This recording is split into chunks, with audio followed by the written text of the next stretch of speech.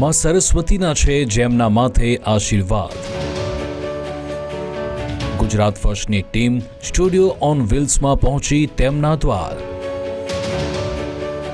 त्रिभुवन मोहक नाद सुनाए, गिरि पर शिव हर डमरू बजाए. જે અવાજ ગીતોમાં પણ ગુંજે અને પાત્રોમાં પણ ભરે જીવ, તેવા પ્લેબેક સિંગર અને ડબિંગ આર્ટિસ્ટ અભિષેક ઘોષાલ સાથે કરવા જઈ રહ્યા છીએ વિશેષ સંવાદ. ગુજરાત ફર્સ્ટનો ઇનિશિયેટિવ એટલે સ્ટુડિયો ઓન વ્હીલ્સ જે અત્યારે સૌથી વધારે ચર્ચામાં છે. 21st સેન્ચુરી એટલે એઆઈનો આ એરામાં ગુજરાત ફર્સ્ટ કંઈક નવું લઈને આવ્યું છે, સ્ટુડિયો ઓન વ્હીલ્સ. અને આ જ સ્ટુડિયો ઓન વ્હીલ્સ કે જેનો પ્રારંભ કરાવ્યો છે મુખ્યમંત્રીએ સાધુ સંતોના આશીર્વાદ લઈ, અનેક હસ્તીઓના ઇન્ટરવ્યૂ કર્યા અને હવે આજે આપણે જઈ રહ્યા છીએ સુરોના સમ્રાટને મળવા. તો ચાલો સુરોના સમ્રાટને મળીએ અને જાણીએ તેની જર્ની.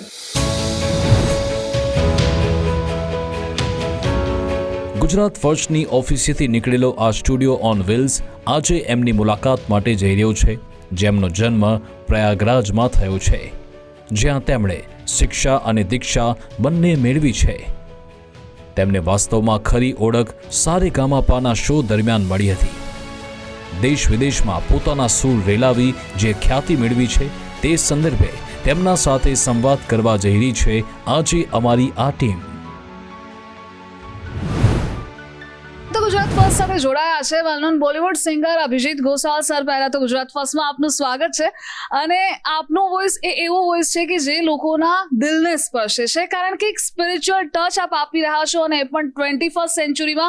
મતલબ અનબિલીવેબલ. આ લોકો પણ ફીલ કરી રહ્યા છે અને એપ્રિસિએશન પણ એટલું જ મળી રહ્યું છે.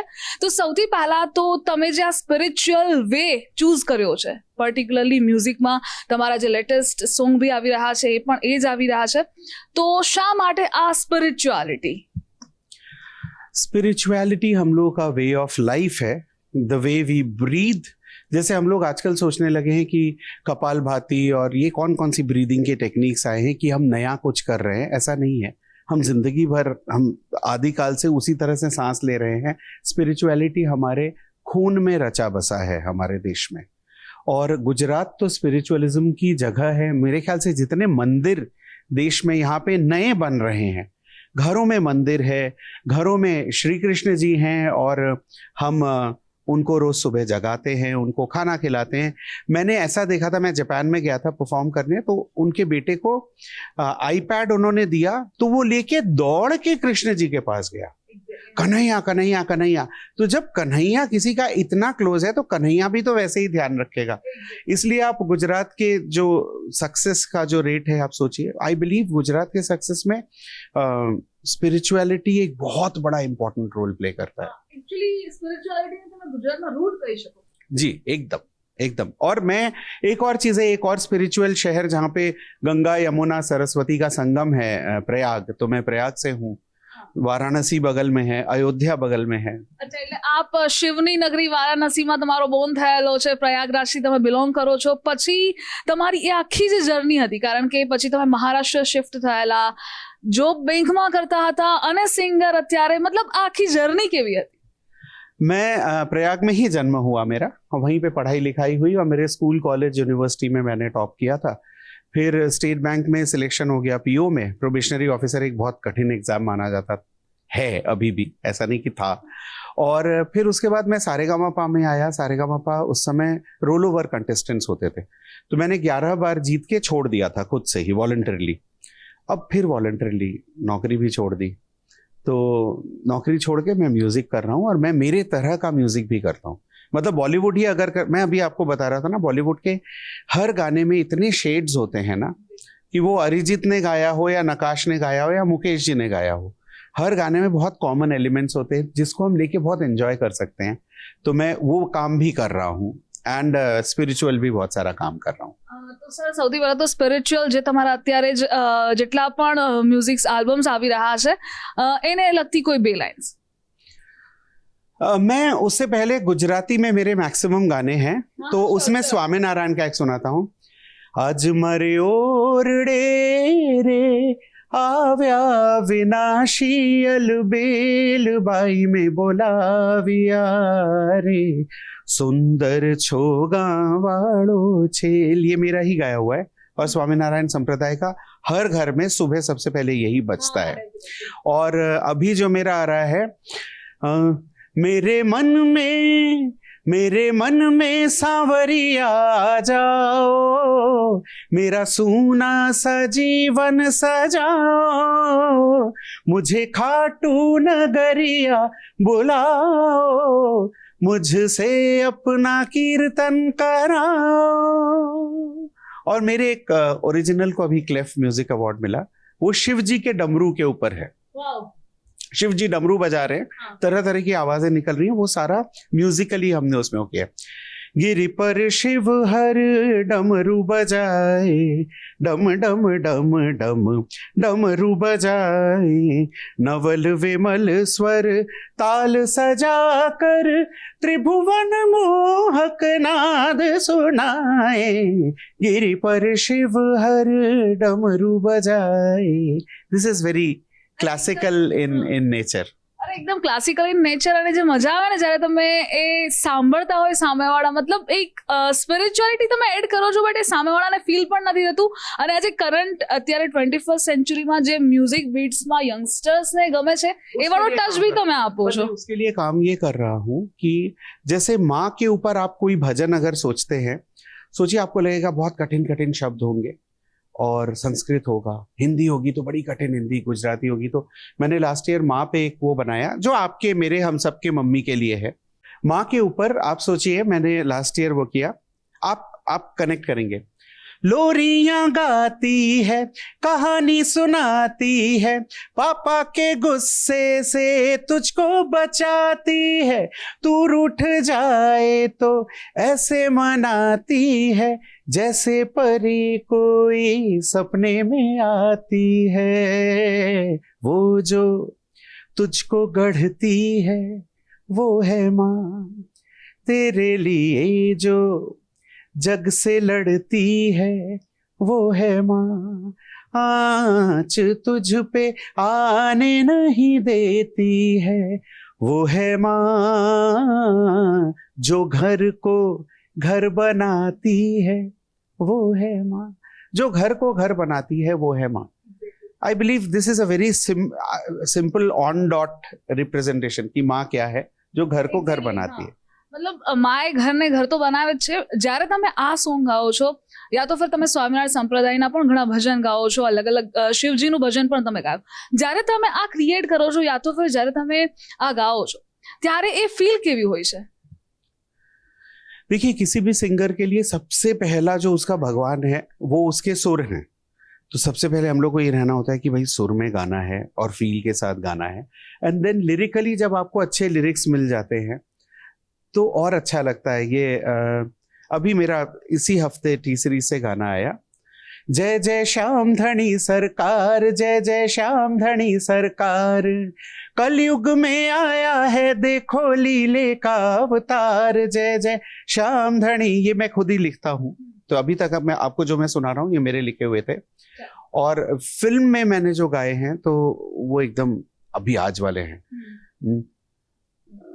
सुन ले खुदा गौर से जरा, आसमां मेरा अब आसमां मेरा, हो मैं तो अकेले चल दिया हाथों में लेके पतवार, माझी पे मुझको नहीं था थोड़ा सा भी एतबार, जश्न है जीत का जीत का जीत का। दिस इज बाय शंकर एहसान लॉय, लंदन ड्रीम्स का है ये। तो ये मैंने गाया था, तो ये भी एक मूड है। તો સારેગામામાં તમે 11 સેગમેન્ટ્સમાં વિનર રહી ચૂક્યા છો, એ જર્ની કેવી હતી સારેગામાપાની?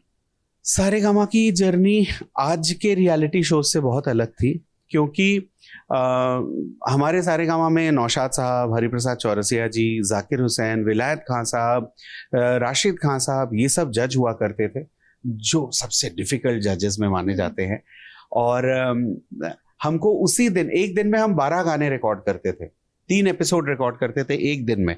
आजकल हफ्ते में एक एपिसोड होता है और उस एक एपिसोड में एक गाना होता है। उस गाने में आपके पीछे 50 लोग डांस कर रहे होते हैं, एक ही गाना है, और तब सब कुछ लाइव होता था। तो जज ने अचानक, नौशाद साहब ने मुझे पूछा था कि बरखुरदार, आप ज़हीन गायक हैं, आप लता बाई का गाया हुआ, मदन मोहन जी का कंपोज किया हुआ उपशास्त्रीय गाना सुनाइए। इतना प्रिसाइज। अगर आप बोलिए ना मैं लोकगीत सुना दूं, तो इतने गुस्सैल थे ना, फिर आप कुछ मत सुनाइए करके फोन माइक नीचे रख देते थे। तो हम उस सारेगामा में आए थे, and I am very thankful to Saregama. मेरी जो पहचान बनी, या उससे भी ज्यादा मुझे जो पता चला कि मुझे जितना म्यूजिक आता है उससे मैं कुछ कर पाऊंगा, that was because of Saregama. તો સારેગામાપાની એ જે આખી જર્ની હતી, મીન્સ એ તમારી જર્ની કેવી રહી એ તો તમે કહ્યું જ, બટ જે મોડર્ન અત્યારે સિંગિંગ છે, જે અત્યારે સોંગ્સ આવી રહ્યા છે, જે અત્યારે લોકોનો ટચ છે, જે ફેવરેટ જે લોકોના સોંગ્સ છે એ, અને પહેલાના જે ટ્રેડિશનલ જે સંસ્કૃતિ બેઝ હતા અથવા તો જે પહેલાના ઓલ્ડ સોંગ્સ હતા 90s ના, એ બંનેમાં તમે ડિફરન્સને કઈ રીતે જુઓ છો? मैं आधुनिकता का बहुत बड़ा हिमायती हूँ। I always talk in favour of the good things which are happening. आप दंगल में अगर आप गाना देखें, दंगल तो नया गाना है, नया फिल्म है।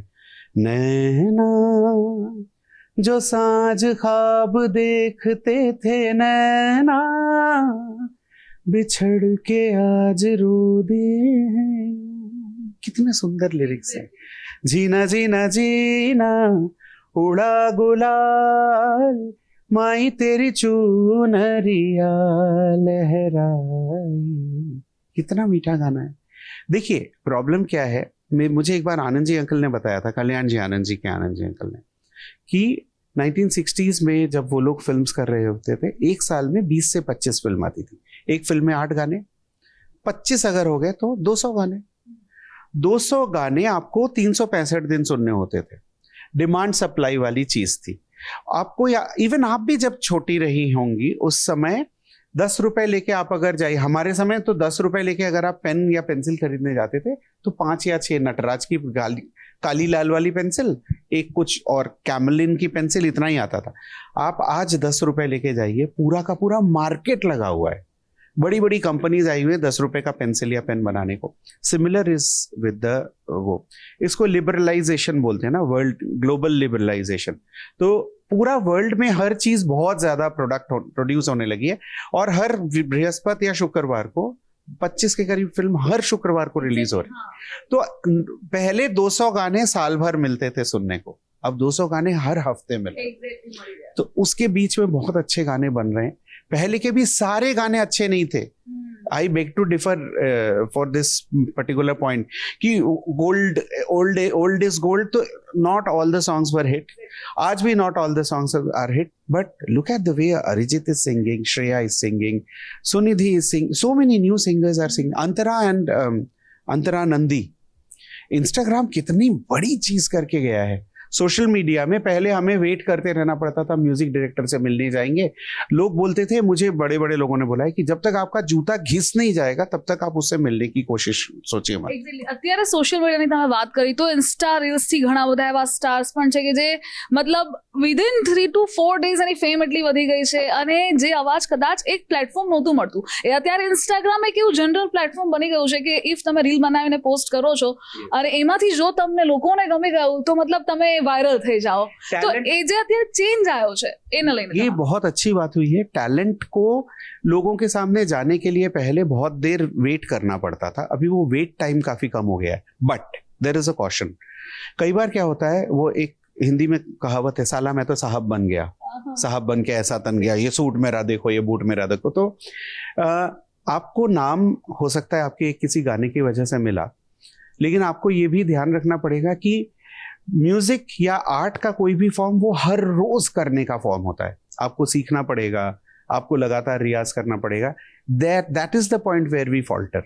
हमें लगता है वाह मेरे तो इतने बिलियन व्यूज हो गए, तो आपको ये ध्यान रखना पड़ेगा, आपके मिलियन व्यूज हुए तो सेल्फी मैंने ले ली आज, सेल्फी मैंने ले ली, ढिंचैक पूजा के बिलियन व्यूज है। तो और एक चीज और हमेशा ध्यान रखना चाहिए हम सभी लोगों को, जो चीज बहुत फेमस है जरूरी नहीं कि वो क्वालिटी वाइज बहुत अच्छी हो, और जो चीज़ क्वालिटी वाइज बहुत अच्छी है, ज़रूरी नहीं है कि वो बहुत फेमस हो, लेकिन वो एक मैं स्टेटमेंट हमेशा देता हूँ, झूठ बिकता है पर सच टिकता है। तो आप टिकने वाला काम अगर कर रहे हैं તો उसको अपना समय पे मिलेगा। અને જે અત્યારે મતલબ ઇન્સ્ટાગ્રામની તો આપણે વાત કરી, તમારા માટે મ્યુઝિક છે શું? म्यूजिक मेरे लिए बहुत ज़्यादा डीप एक चीज़ थी, जिसकी वजह से and all thanks to my wife Shomali कि एक बैंक ऑफिसर की नौकरी छोड़ के, एक स्टेबल जॉब छोड़ के, एक निहायत ही अनस्टेबल मार्केट में आना कि नहीं चलो हम लोग जो करना है साथ में करेंगे। और recently I was invited by some very top guys of State Bank, so I met I perform for them and उसके बाद उसमें एक बहुत सीनियर आदमी है, वो आके माइक पे बोलते हैं कि हमारे बैंक का पीओ था, इसने जिंदगी में एक ही अच्छा काम किया था कि इसने नौकरी छोड़ दी। तो आप सोचिए अगर मैं पीओ होता, अभी इस समय मैं डीजीएम होता, तो शायद बैंक के जो टॉप ब्रासेस के सामने या इंटरनेशनली जिन जिन के सामने मैं गाता हूँ, मिलता हूँ, उनको शायद मैं कभी सोच भी नहीं सकता था। इवन आप अपने बैंक के ही चेयरमैन से कहाँ मिल पाते हैं। तो ये I am all thankful to माँ सरस्वती, उन्होंने अपना काम देके भेजा था, सही टाइम पे उन्होंने खींच खांच के वापस ले लिया कि इसमें करो। તો તમારો ફેમિલી સપોર્ટ તમે વાત કરી રહ્યા હતા કે તમારી વાઈફે તમને સૌથી વધારે સપોર્ટ કર્યો, તો આ જર્નીમાં મતલબ તમે બેંકમાં હતા ને એમાંથી ડિરેક્ટ આ ટ્રાન્ઝિશન જે આવ્યું છે એ ફેમિલી પણ એક્સેપ્ટ કરવું જરૂરી છે।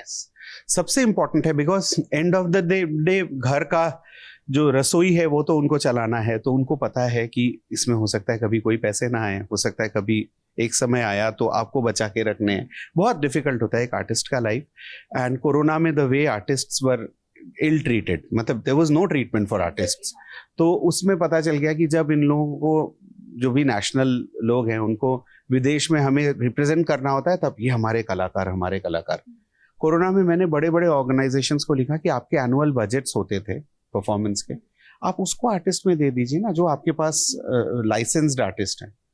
तो कुछ नहीं हुआ था, तो इसलिए हाँ, आई बिलीव घर का सपोर्ट बहुत ज़रूरी होता है। आई एम वेरी लकी कि मुझे घर का सपोर्ट मिला हुआ है। જ્યારે તમે બેંકમાં હતા ત્યારનું તમારું કોઈ ફેવરેટ ઇન્સ્પિરેશન, યા તો फिर તમારું કોઈ ફેવરેટ સોંગ, या तो फिर कोई भजन? मेरा हमेशा शैलेंद्र जी का लिखा हुआ एक गाना है, रिश्ता दिल से दिल के एतबार का, जिंदा है हम ही से नाम प्यार का, के मर के भी किसी को याद आएंगे, किसी के आंसुओं में मुस्कुराएंगे, किसी को हो ना हो हमें तो एतबार, जीना इसी का नाम है। ये आपकी भी पसंद का गाना होगा।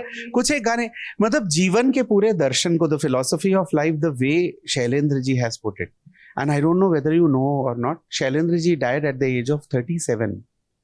वो इतने छोटे थे, 37 और 33, और वो क्या क्या लिख के जा चुके हैं। तो एक मैं ऐसे लोगों को अपना वो मानता हूँ। शैलेंद्र जी का गाना अभी आपने सुन के आपके चेहरे पे जो हंसी आई, आपने ये नहीं सोचा कि यार ये तो 1960s का गाना गा रहा है। आपका काम, आर्टिस्टिक काम ऐसा होना चाहिए जो समय से परे हो, सब लोगों को पसंद आए, चाहे कोई भी सेंचुरी चेंज हो जाए या तो फिर एरा चेंज हो जो हो जाए, बट टेस्ट सेम रहना चाहिए, हर लोगों को पसंद आना चाहिए। फिर आपका कोई फेवरेट भजन? भजन है और जब आप ये भजन लिखते हो या तो फिर कोई सॉन्ग लिखते हो, तब कैसी फीलिंग होती है? जो लोग भी लिखते हैं, अब वो जावेद साहब हो, गुलजार साहब हो, या मैं हूँ, मतलब कोई भी हो, वो हमेशा एक कोई पावर पे तो विश्वास करता है। आप यकीन मानिए, हम कागज में और पेंसिल लेके बैठे रहते हैं, कुछ भी घंटों तक नहीं आता, और कभी 3 से 4 मिनट में आप खट खट खट खट खट खट खट खट पूरा लिख के खत्म कर देते। तो तुम्हारा एवो कोई एक्सपीरियंस? बहुत ज्यादा। मुझे मेरे जो गुरु हैं शेखर सेन, उन्होंने कुछ 10 साल पहले शायद होगा, या 10 साल नहीं, उससे भी कम, तो उन्होंने मुझे बोला कि आप लिखते क्यों नहीं है? तो मैं लिखता नहीं था। मैंने कहा नहीं दादा, मुझे लिखना नहीं आता। कहते क्यों? आपकी हिंदी अच्छी है, शब्द चयन अच्छा है। मैंने कहा दादा मैंने कभी लिखा ही नहीं। तो उन्होंने अपनी वाइफ को बोला कि श्वेता, ये वो परिंदा है जो अपने पर समेट के बैठा है। भाई भगवान ने पर दिए हैं, फड़फड़ाओगे, उड़ोगे, तब जाके तो पता चलेगा। तो the moment I was leaving his house, उन्होंने बोला कि आज रात को आप अपनी माता जी के ऊपर पहला गाना लिख के फिर सोने जाएंगे। और तब हमारे पास ब्लैकबेरी हुआ करता था। उन्होंने कहा आप BBM में मुझे बताएंगे। रात 11 बजे में एकदम हालत खराब, गुरु ने बोला है। तो देन आई सैट, 11:40 पे 5 अंतरे का पूरा गाना मेरी मम्मी के ऊपर। मम्मी की बहुत जल्दी डेथ हो गई थी।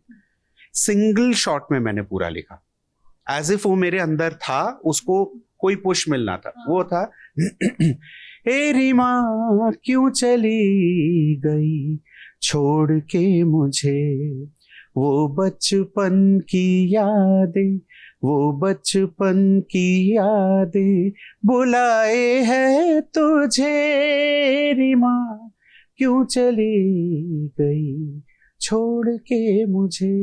अब हमारे इलाहाबाद में, प्रयाग में बचपन में लाइट बहुत जाती थी, तो मम्मी ना ऐसे ऐसे करके वो करते, आप लोगों के घर में भी सब जगह ना, वो गर्मी की रातें और वो बिजली का जाना, तेरा सारी रात जग कर पंखा झलने का फसाना, भोर सवेरे पूजा रसोई पानी भरना, घर पति और बच्चे अपने लिए कुछ ना करना, आज सूना घर का आंगन, आज सूना घर का आंगन बुलाए है तुझे, रीमा क्यों चली गई छोड़ के मुझे।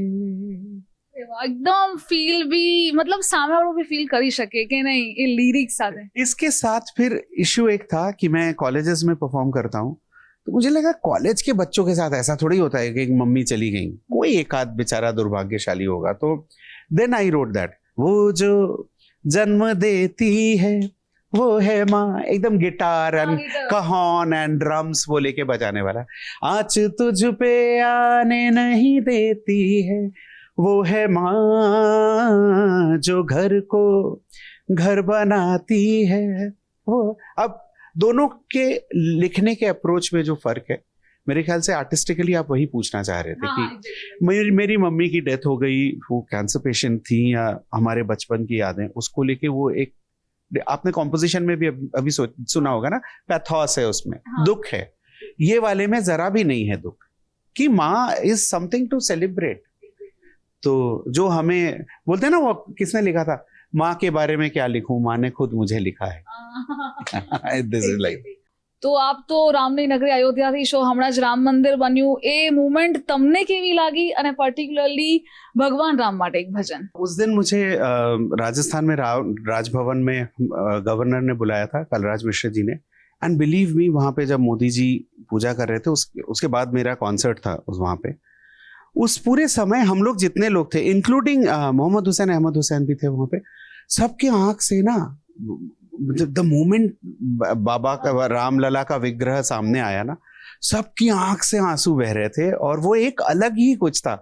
और उस दिन वहां उन्होंने बुलाया, ये उसके बाद मैं मंदिर में भी गया, राम मंदिर में भी गाया 2 बार। तो उस दिन के लिए ये है, जब जब घिरे अंधेरे गहरे हमने तुम्हें पुकारा राम, एक तुम्हारे होने भर से जग भर में उजियारा राम, जय श्री राम राम राम, जय श्री राम राम राम, जय श्री राम राम राम, जय श्री राम राम राम। એ તો ફિલિંગ જ એકદમ અલગ હતી। અને લાસ્ટ ક્વેશ્ચન યંગસ્ટર્સ માટે તમારા સાઈડથી એક મેસેજ કે આ એરામાં સ્પિરિચ્યુઆલિટી કેટલી જરૂરી છે, કોઝ તમે પણ હવે એ જ ઇમર્જ ફેઝને લાવી રહ્યા છો મ્યુઝિક સાથે। તો यंगस्टर्स के लिए आप जो कुछ भी कर रहे हैं और जो कुछ आपको करना पसंद है, दोनों में एक डिफरेंस हमेशा समझिएगा, basic education is a must.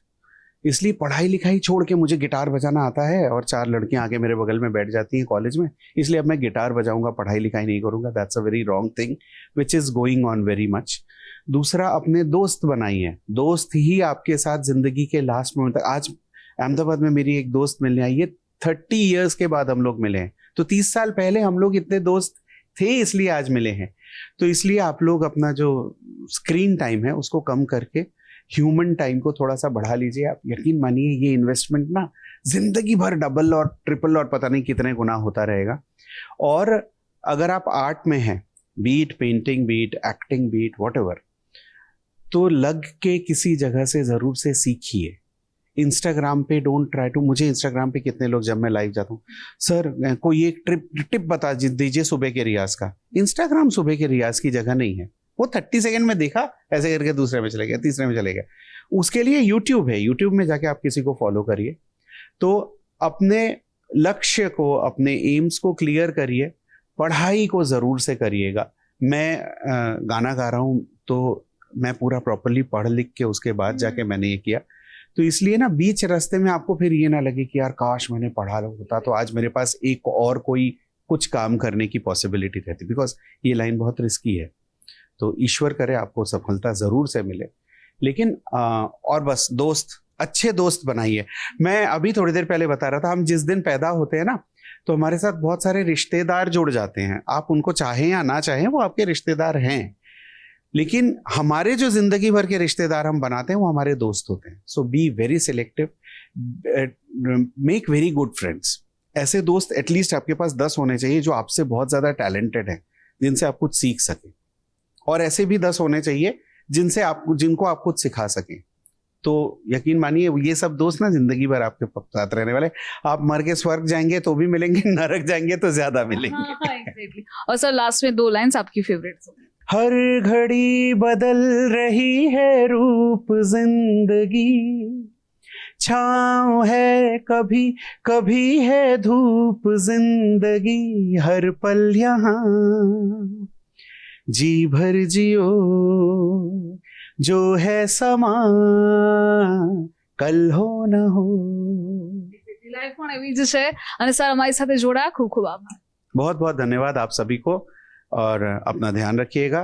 ईश्वर आपकी रक्षा करे, कल्याण करे। नमस्कार।